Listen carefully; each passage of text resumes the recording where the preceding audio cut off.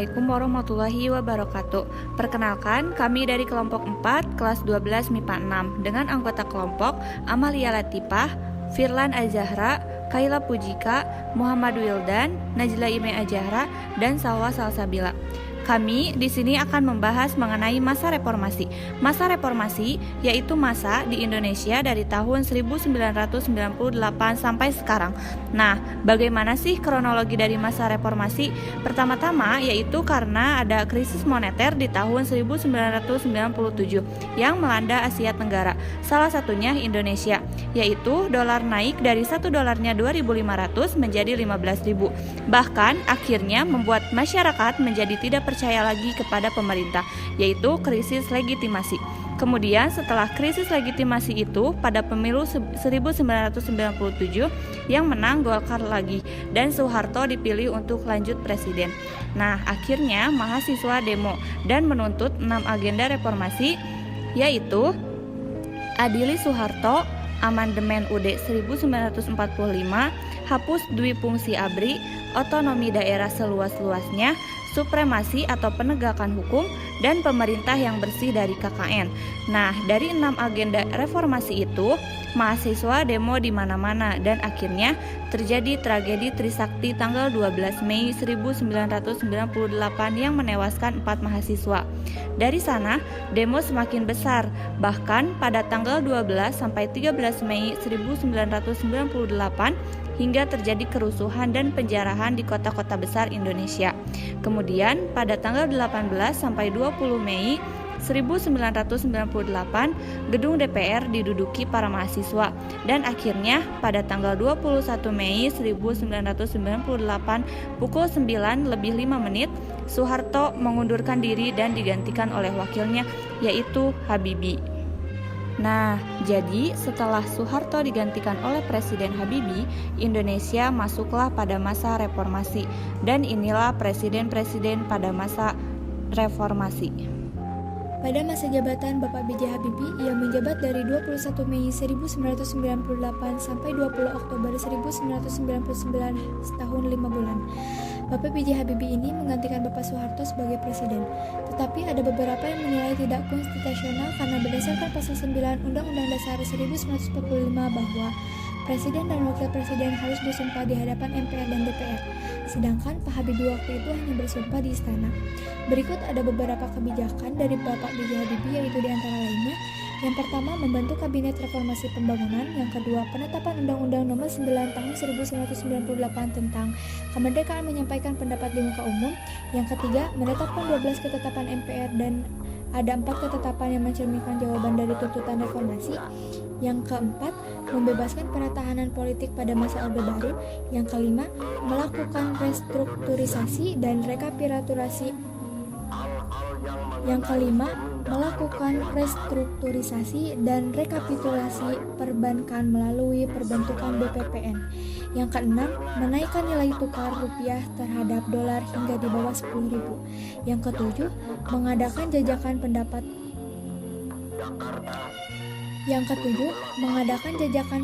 bagi warga Timur Timur untuk memilih merdeka atau masih tetap menjadi bagian di Indonesia. Dan yang kedelapan, pelaksanaan 7 pemilu Juni 1999 diikuti 48 partai dari 114 parpol yang mendaftar. Hasil dari pemilu ini yaitu PDIP, Golkar, PKB, PPP, dan PAN.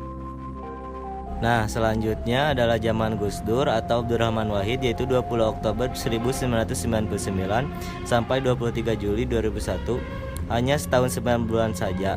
Nah, gimana dia bisa jadi presiden itu? Karena Gus Dur didukung oleh koalisi poros tengah yang dimotori oleh Amin Rais di MPR.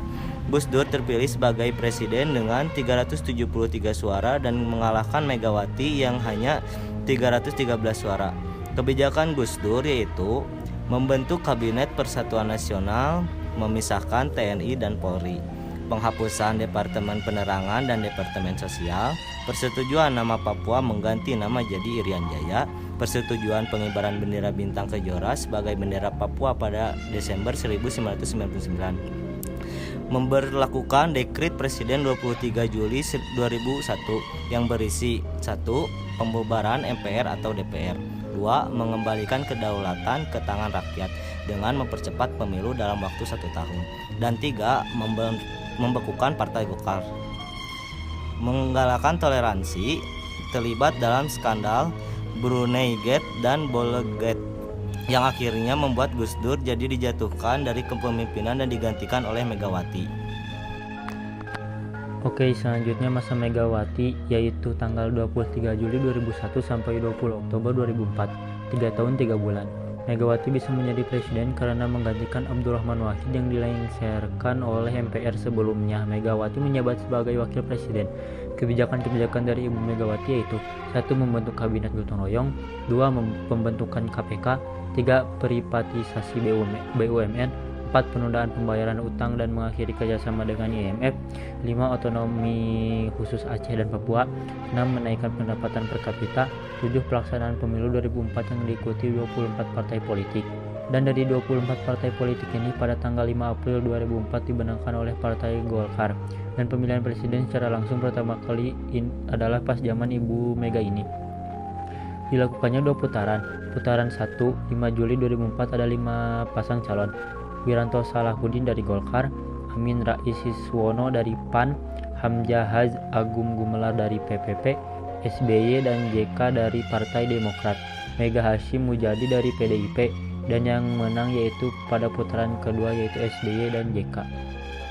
Selanjutnya Bapak SBY atau Susilo Bambang Yudhoyono, yaitu pada tanggal 20 Oktober 2004 sampai 20 Oktober 2014 dengan masa jabatan 10 tahun 2 periode sampai pensiunnya. Dia menjadi presiden karena memenangkan pemilihan presiden secara langsung yang pertama kali dilakukan di Indonesia dengan mengalahkan pasangan Megawati Hasyim 2 kali. Apa saja kebijakan yang dia lakukan? Ke-1 yaitu membentuk Kabinet Indonesia Bersatu, 2. Konversi minyak tanah ke gas, 3. Dana pendidikan 20% dari APBN, 4. Kesepakatan perdamaian antara RI dan GAM, 5. Pelunasan utang terhadap IMF dengan 2 tahap, 6. Pemberian BLT dan BLSM sebagai pengganti subsidi kenaikan BBM, 7. Bailout Bank Senturi, 8. Pemilu legislatif 19 April 2009 diikuti dengan 34 parpol nasional dan 6 parpol lokal Aceh. Hasilnya yang pertama yaitu Demokrat disusul oleh Golkar, PDIP, PKS, PAN, PPP, PKB, Gerindra, Hanura, dan PBB. Kemudian pemilu presiden 8 Juli 2019 dengan kandidat Megawati Prabowo, Jusuf Kalla Wiranto, dan SBY Budiono sebagai pemenang. 9. Pemilu 2014 yaitu pemilu legislatif 9 April 2014 diikuti 12 parpol nasional dan 3 parpol lokal Aceh. Hasilnya yang pertama PDIP, selanjutnya Golkar, Gerindra, Demokrat, PAN, PKB, PKS, PPP, dan Nasdem. Kemudian pemilu presiden 9 Juli 2014 dengan kandidat Prabowo Hatta Rajasa dan Jokowi Dodo Jusuf Kalla sebagai pemenang. Nah, kemudian masa Presiden Joko Widodo 20 Oktober sampai sekarang, Bapak Joko Widodo ini bisa menjadi presiden karena memenangkan pemilihan presiden secara langsung dengan mengalahkan pasangan Prabowo dengan pasangannya. Kemudian kebijakan-kebijakannya yaitu yang pertama membentuk sebuah kabinet namanya Kabinet Kerja di 2014 sampai 2019. Yang kedua, membentuk Indonesia Maju dari 2014 sampai 2019. Jadi nama kabinetnya berubah. Mungkin hanya itu kebijakan dari Joko Widodo. Semoga Indonesia bisa menjadi lebih baik lagi dan jangan sampai reformasi dikorupsi. Nah, itulah sedikit materi tentang masa reformasi Indonesia yang dimulai tahun 1998 sampai sekarang. Mungkin sekian dari kami. Mohon maaf apabila ada kesalahan dan informasi yang kurang lengkap. Terima kasih. Wassalamualaikum warahmatullahi wabarakatuh.